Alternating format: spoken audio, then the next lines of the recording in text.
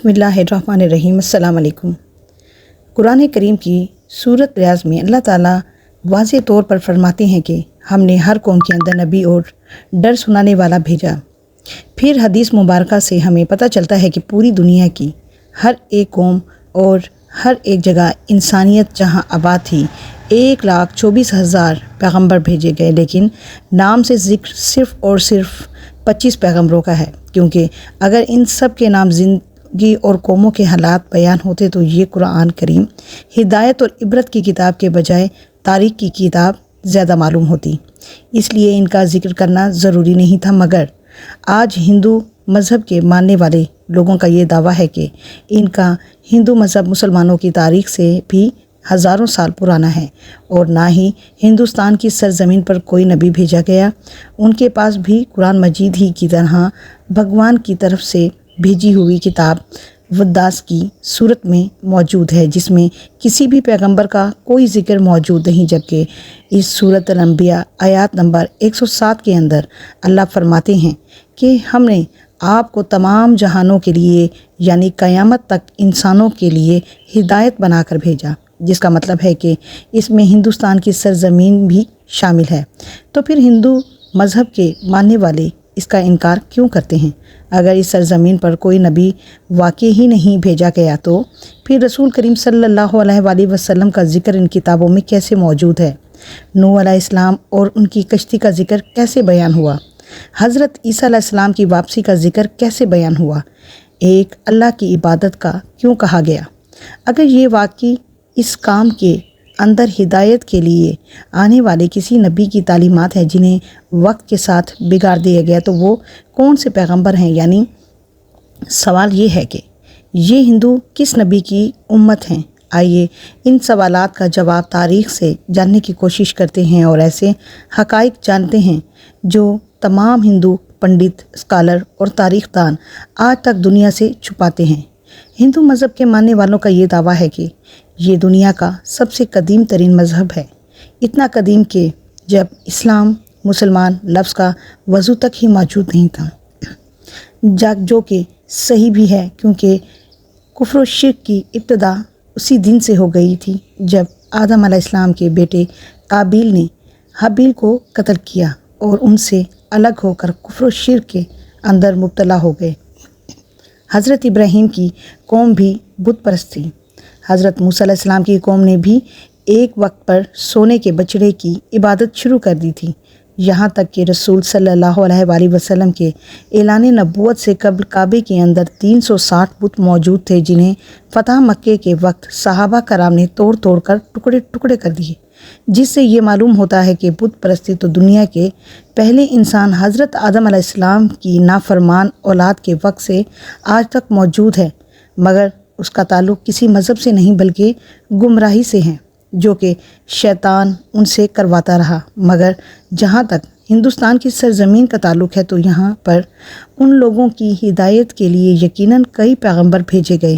جن کی کچھ تعلیمات تو آج بھی صحیح حالت میں موجود ہیں، مگر زیادہ تر کو بگاڑ کر اسی کی وجہ سے بت پرستی اور گمراہی شروع ہو چکی، کیونکہ ان کتابوں میں آج بھی ایک خدا کی عبادت کا حکم دیا گیا۔ یہ بتایا گیا ہے کہ خدا کا کوئی شریک نہیں، وہ ایک ہے، اس کی کوئی اولاد نہیں، مگر پھر بھی اس کی کئی مورتیاں بنا کر اس کے شریک خدا بنا کر اس کی پوجا ہوتی ہے، اور آج تک ہندو مذہب کے اندر چھوٹے بڑے کئی بلین بت بنائے جا چکے ہیں۔ ہندو اسکالرز کا ہی دعویٰ ہے کہ اسلام کی شروعات آج سے 1400 سال پہلے ہوئی، مگر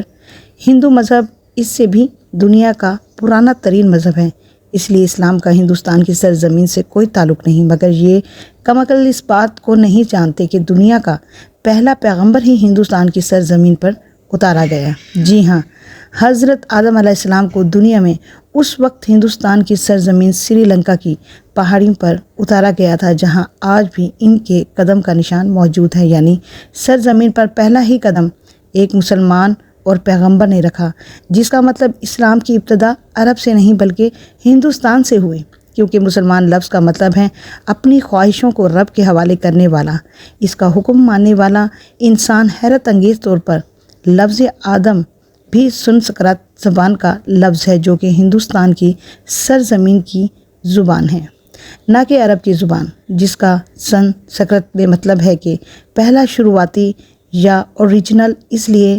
آدمی کا مطلب ہے آدم علیہ السلام کی اولاد، جنہیں سنسکرت کی کتابوں کے اندر سموا منو کہا گیا کر پکارا گیا۔ اگر ہندو کسی طرح سے ان کے وجود کا انکار کرنے کی کوشش کریں تو ایسا بالکل ناممکن ہے، کیونکہ ان کی مقدس کتاب رگ وید میں آدم علیہ السلام کی تخلیق، فرشتوں کا انہیں سجدہ کرنا، آدم علیہ السلام سے حضرت حوا کی تخلیق، شیطان کا ان دونوں کو بہکا کر جنت سے نکلوانا اور پھر زمین پر اتارنے کا ذکر واضح طور پر موجود ہے۔ پرویش پرانا چیپٹر 427 کے اندر یہ تمام واقعات بیان ہیں، بالکل ایسے ہی جیسے قرآن پاک کی سورت بقرہ اور انجیل مقدس میں بھی متیس پرانا میں لکھا گیا کہ خدا نے آدم علیہ السلام کے جسم کو 2 حصوں میں تقسیم کیا، ایک کو سموا منو یعنی آدم اور دوسرے کو فیمیل یعنی شترواپا کا بنایا، جنہیں مسلمان آج بی بی حوا کے نام سے جانتی ہیں۔ اس کا مطلب اگر ان تینوں دنیا کی سب سے بڑی نایاب کتابوں کے اندر ایک جیسی چیزیں موجود ہیں تو ان کا سورس بھی ایک ہی ہونا چاہیے، یعنی ایک ہی خدا سری لنکا کی زمین سے ہندوستان کی زمین کو جوڑنے کے لیے قدیم ترین قدرتی پل آج بھی ہزاروں سالوں سے پانی کے درمیان موجود ہیں، جس کا بنانا کوئی اتفاق نہیں۔ اس کے بعد سب سے اہم سوال یہ ہے کہ اس ہندوستان سرزمین پر جس پیغمبر کو بھیجا گیا ہوگا کہ اس کے بارے میں ہمیں تاریخ سے کوئی شواہد یا ثبوت ملتے ہیں۔ سب سے پہلی بات یہ کہ ہندو نام کا کوئی مذہب تاریخ کے اندر کہیں بھی موجود نہیں ہے، اور نہ ہی ہندو مذہب کتابوں میں اور نہ ہی کوئی اور آسمانی کتاب مثلاً تورات، زبور، انجیل کے اندر اس کا کوئی ذکر موجود نہیں، بلکہ دریائے سندھ کے پاس رہنے والے، سندھو ندی کے قریب رہنے والے لوگ اپنے علاقے کی نسبت کی وجہ سے نام کو بگاڑ کر ہندو کہلانے جانے لگے، جبکہ اصل میں ان کا یہ مذہب سنسکرت زبان کے اندر ہندو نام سے نہیں، سناتن دھرم کے نام سے تاریخ میں موجود ہے، جس کا عربی میں مطلب ہے مذہب پر قائم رہنے والا، جس کا بالکل ایسا ہی مطلب قرآن کریم کی سورۃ روم کے اندر بھی موجود ہیں، جہاں پر اسلام کو ہمیشہ باقی رہنے والا دین کہا گیا، یعنی سناتن دھرم کا مطلب بھی مذہب اسلام ہے۔ تاریخ کے حوالوں اور مضبوط دلائل سے پتہ چلتا ہے کہ یہ وید کسی اور پیغمبر پر نہیں بلکہ آدم ثانی یعنی حضرت نوح علیہ السلام پر اتارے گئے، جس میں انہیں نوح کہا گیا۔ ودو میں پیغمبر اور عظیم شخصیات کے لیے منو کا لفظ کہا گیا، یعنی نوح علیہ السلام کو بڑے سیلاب والا منو کر بیان کیا گیا، اور ان کی کشتی سے لے کر سیلاب تک کا تمام تر واقعہ تفصیل سے موجود ہیں، جیسا کہ قرآن کی سورت ہود میں اور بک آف جینس چیپٹر 7 کے اندر بھی موجود ہے۔ ویدوں سے لکھا ہے کہ جب بڑے سیلاب کے بعد دنیا پھر سے آباد ہوگی تو میں ان ویدوں کو نافذ کروں گا، اور بھوش پرانا چیپٹر 427 کے اندر نوح علیہ السلام کے طوفان کے بارے میں بیان کیا گیا، اور یہ بھی کہ اس منو کو خدا نے کشتی بنا کر اس کے اندر جانداروں کو سوار کرنے کا حکم دیا، جس کے بعد ایک عظیم طوفان آیا جس نے ہندوستان کی سرزمین پر زندگی کو ختم کر دیا۔ لفظ نور سنسکرت زبان کے اندر بھی موجود ہے، جس کا مطلب ہے کشتی والا، وہی مطلب جو کہ عربی زبان کے اندر اس دوران یہ وداس فیوچر کے بارے میں بیان کر رہا ہے کہ کیسے بڑا طوفان آنے والا ہے اور کیسے ایک بار پھر انسانیت کی شروعات ہوگی۔ فرانس کے ایک رائٹر اے ڈائیورس کو 40 سال تک بڑھا اور بتایا گیا کہ طوفان کے بعد ہندوستان کی سرزمین ایک صحرا کی طرح تھی، جسے آباد کیا گیا، اور خود پیدا بھی بار بار نوح علیہ السلام کو مخاطب کر کے ان کے واقعات کو بھی بیان کیا گیا، جس کا مطلب ہے کہ ہندوستان کی سرزمین اور نوح علیہ السلام کے درمیان ایک تعلق موجود ہے، اور طوفان نوح کے بعد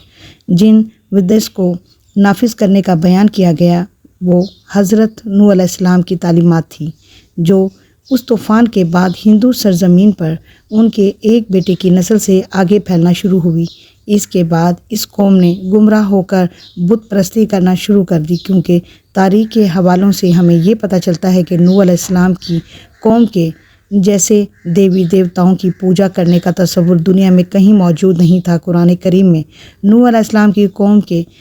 کو سابق کہا گیا، جو کہ عراق کی سرزمین کو کہتے ہیں، جہاں پر صرف حضرت ابراہیم علیہ السلام پیدا ہوئے، جن کی قوم یہی مشرک تھی، جنہوں نے نوح علیہ السلام اور ان کے درمیان آنے والے تمام انبیاء کی تعلیمات کو یا تو بدل دیا تھا یا پھر بھلا دیا تھا اور انہی کی پوجا کرتی تھی۔ اس کے علاوہ یہ فرشتوں کی عبادت کیا کرتے تھے، اس لیے خدا کے ساتھ ساتھ فرشتوں کی مورتیاں بھی بنا کر انہیں بھی خدا کا درجہ دینا شروع کر دیا، بالکل ایسے ہی جیسے ہر بڑے کام پر اللہ نے فرشتے مقرر کیے اور وہ ہر بڑے کام پر اللہ کی طرف سے پابند ہیں۔ اسی طرح ان لوگوں نے ہر کام کروانے کے لیے ایک الگ الگ خدا مورتیوں کی صورت میں بنا دیا۔ یہ لوگ ستاروں اور آگ کی بھی پجاری تھے، اس لیے آج بھی ہندو قوم ستاروں کے علم کے اندر اتنا یقین رکھتی ہے اور آگ کی بھی پوجا کرتی ہے، اسے مقدس جانتی ہے۔ مگر سب سے اہم سوال یہ ہے کہ یہ سب جان کر بھی اور اپنی کتابوں کے اندر واضح طور پر ایک خدا اور پیغمبروں کی تعلیمات کو واضح طور پر دیکھ کر ہندو قوم اس کا انکار کیوں کرتی ہے؟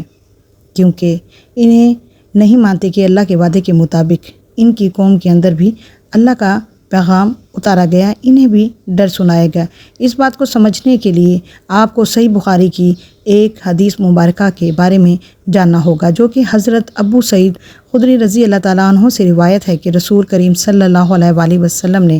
فرمایا کہ قیامت کے دن حضرت نوح علیہ السلام اور ان کی قوم کو بلایا جائے گا اور اللہ تعالیٰ نوح علیہ السلام سے یہ سوال کریں گے کہ کیا آپ نے اپنی قوم تک میرا پیغام نہیں پہنچایا؟ حضرت نوح علیہ السلام فرمائیں گے کہ بے شک میرے مالک۔ اس کے بعد نوح علیہ السلام کی قوم سے پوچھا جائے گا کہ کیا نوح نے میرا پیغام، میرا حکم تم تک نہیں پہنچایا تھا؟ یہ لوگ انکار کریں گے، انہیں ہمارے پاس کوئی بھی ڈر سنانے والا نہیں آیا، ہمیں آپ کا کوئی پیغام نہیں ملا۔ اللہ تعالیٰ نوح علیہ السلام سے فرمائیں گے کہ آپ کا گواہ کون ہے؟ وہ فرمائیں گے کہ حضرت محمد مصطفیٰ صلی اللہ علیہ وآلہ وسلم اور ان کی امت۔ پھر تم لوگوں کو پیش کیا جائے گا اور تم لوگ گواہی دینا کہ نوح علیہ السلام اپنا پیغام یا اللہ کا پیغام پہنچا دیا تھا۔ جس کے بعد نبی کریم صلی اللہ علیہ وآلہ وسلم نے 143 آیات پڑھی اور اسی طرح سے ہم نے تمہیں امت وسط بنایا، یعنی درمیانی امت بنایا، تاکہ تم لوگوں پر گواہ رہو اور رسول تم پر گواہ رہیں۔